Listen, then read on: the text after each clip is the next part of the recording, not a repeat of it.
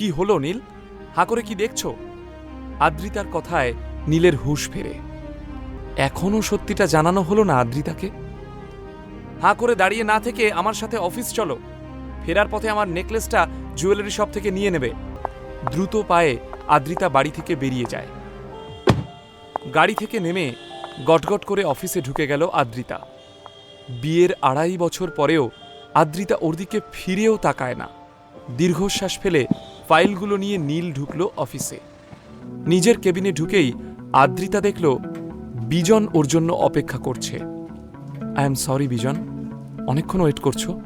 সুন্দরী মহিলাদের জন্য ঘণ্টাখানেক অপেক্ষা না করলে কি চলে? তা সকাল সকাল এত ভালো মুডে? কারণ জানতে পারি কি? বিজন ওর ব্যাগ থেকে একটা জুয়েলারি বক্স বের করে বলে, জানতে নয়, দেখতে পারো। বিজন আদ্রিতার সামনে, এই দেখো, রয় চৌধুরী জুয়েলার্সের লিমিটেড কালেকশনস ডায়মন্ড নেকলেস। তোমার ভীষণ শখ ছিল না? তাই ভাবলাম এটা দিয়ে তোমাকে ইমপ্রেস করার আরও একটা চেষ্টা করে দেখি। এর তো অনেক দাম। বিজন এত টাকা পেল কোথায়? কাজের জায়গায় পরস্ত্রীকে ইমপ্রেস করার চেষ্টা না করে শুধুমাত্র নিজের কাজটুকু করলেই হয়। বিজনকে অপমান করছে নীল। হঠাৎ নীলের এত সাহস কোথা থেকে হলো? এই 2.5 বছরের বিবাহিত জীবনে এই প্রথম আদ্রিতা নীলকে একটা এত বড় সেন্টেন্স বলতে শুনল। নীলের চোখে এখন এক আলাদাই অনুভূতি। আদ্রিতা কিছু বলার আগে নীল ওর হাত থেকে ডায়মন্ড নেকলেসটা নিয়ে বিজনকে প্রশ্ন করে, শেষ পর্যন্ত আমার ওয়াইফকে ইমপ্রেস করতে তুই একটা ল্যাব গ্রোন ডায়মন্ড সেট নিয়ে এসেছিস? গ্রেট। আমার ওয়াইফ শব্দ দুটো যেমন আদ্রিতার কানে বিঁধল, তেমনি ল্যাব গ্রোন ডায়মন্ড সেট শব্দটা বিঁধল বিজনের বুকে।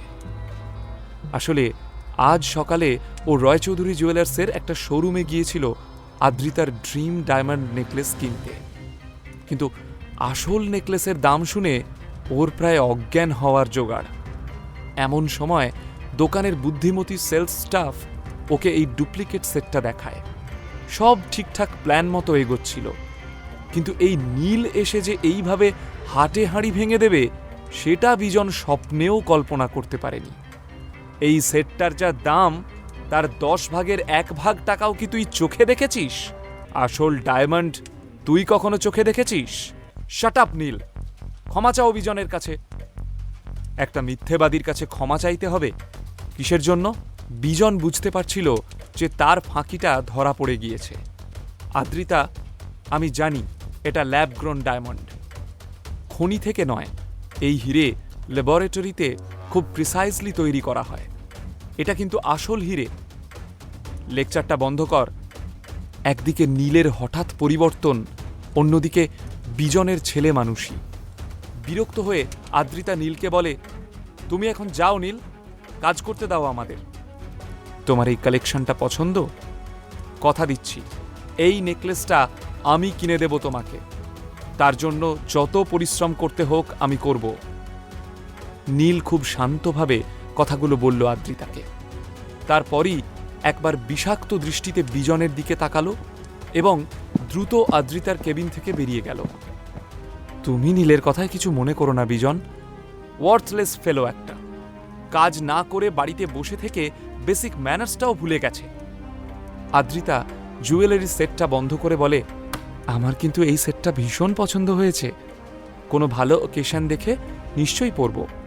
ফেক হাসি দেখিয়ে নেকলেসটা ওর ড্রয়ারে রাখে আদ্রিতা। আদ্রিতার মুখের জবরদস্তির হাসিটা দেখে বিজন বুঝে যায় এই জুয়াটাতে ও শেষ মুহূর্তে হেরে গেছে, আর সেটাও এই অপদার্থ নীলের জন্য। নীল কি করে ধরে ফেলল আসল আর নকল ডায়মন্ডের তফাৎ? আদ্রিতা এই মুহূর্তে নীলের মুখোমুখি হতে চাইছিল। ওর মনের মধ্যে ঝড় তুলেছে অনেকগুলো প্রশ্ন, যার উত্তর ওকে এক্ষুনি পেতে হবে।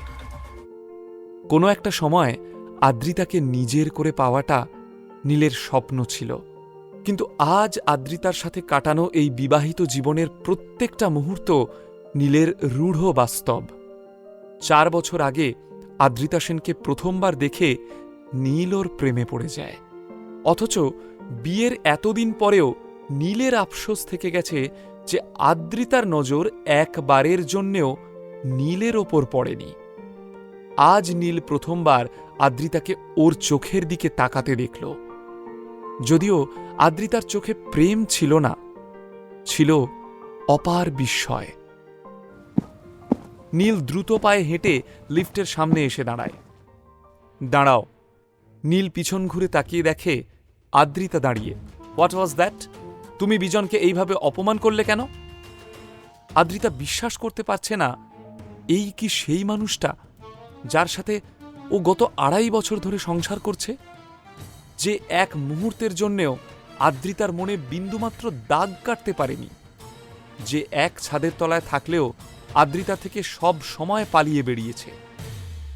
নীল আজ অনেক আলাদা, অনেক অচেনা, অনেক আত্মবিশ্বাসী। ঠিক আছে নীল, তুমি এখন বাড়ি যাও, সন্ধ্যাবেলা দেখা হচ্ছে।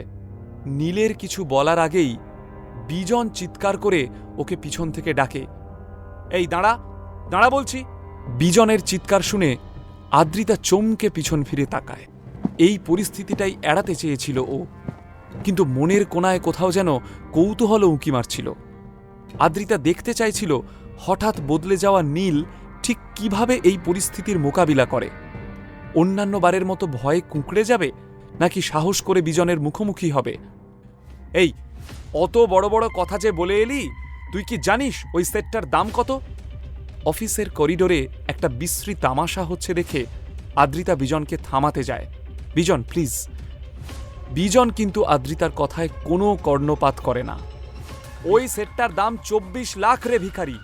তুই নিজেকে নিলামে তুললেও এর 1000 ভাগের 1 ভাগ পাবি না, জানিস কি সেটা? লজ্জায় অপমানে আদ্রিতা চোখ বন্ধ করে ফেলে। আদ্রিতার কষ্ট নীলের চোখে পড়তেই ও আদ্রিতাকে দেখিয়ে বলে, ওই যে মহিলাকে দেখছিস, ও আমার স্ত্রী। তাই ওকে দামি গিফট দিয়ে ইমপ্রেস করার তোর কোনো প্রয়োজন ছিল না। টাকাটা যদি গায়ে লাগে তাহলে সেটটা শোরুমে ফেরত দিয়ে দে, ওদের মানি ব্যাক পলিসি রয়েছে। ফালতু গলাবাজি করিস না, সবাই জানে ফাঁকা কলসি বাজে বেশি।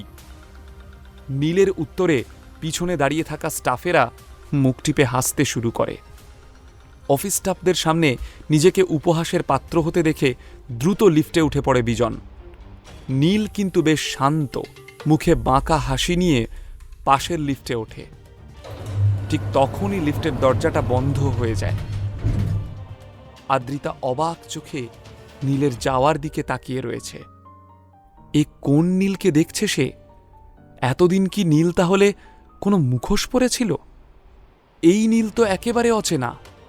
এই বদলে যাওয়া নীল কি আদ্রিতার মনে কোনো ঝড় তুলতে পারবে? নিচের ইনস্টল বাটনে ক্লিক করুন এবং পকেট এফএম ডাউনলোড করুন।